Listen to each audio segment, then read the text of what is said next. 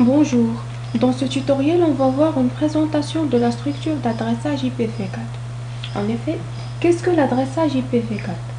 L'adressage est l'une des premières fonctions des protocoles de la couche réseau.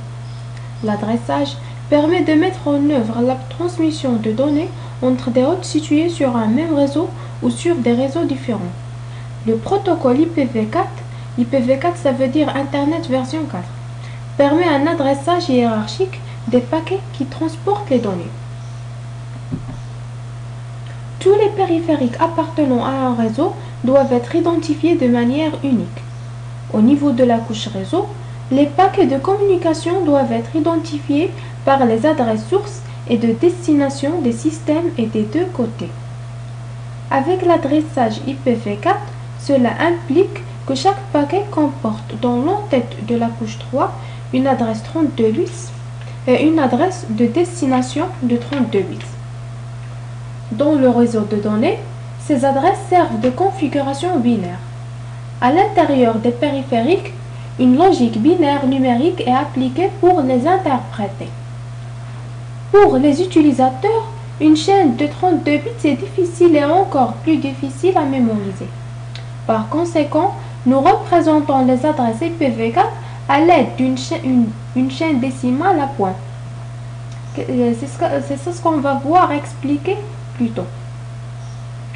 Les configurations binaires représentant des adresses IPv4 sont exprimées en décimale à points en séparant chacun des octets par un point. Le nom d'octet s'explique par le fait que chaque nombre décimal représentait 8 bits.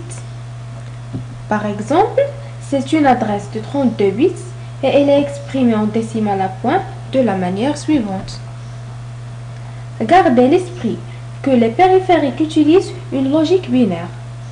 La notion en décimale à points est un moyen plus pratique pour les utilisateurs d'entrer des adresses et de se souvenir.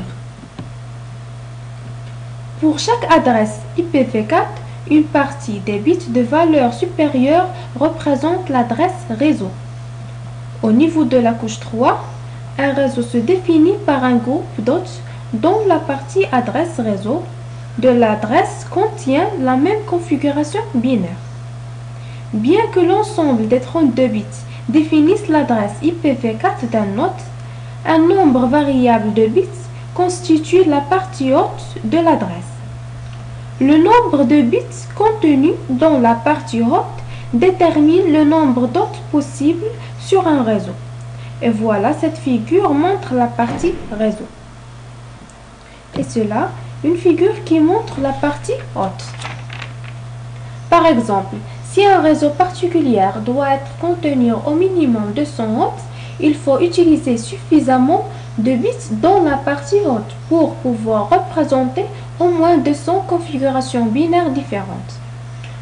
Pour attribuer une adresse unique à 200 hôtes, il convient d'utiliser le dernier octet dans son intégralité. Avec 8 bits, nous pouvons obtenir un total de 255 configurations binaires différentes.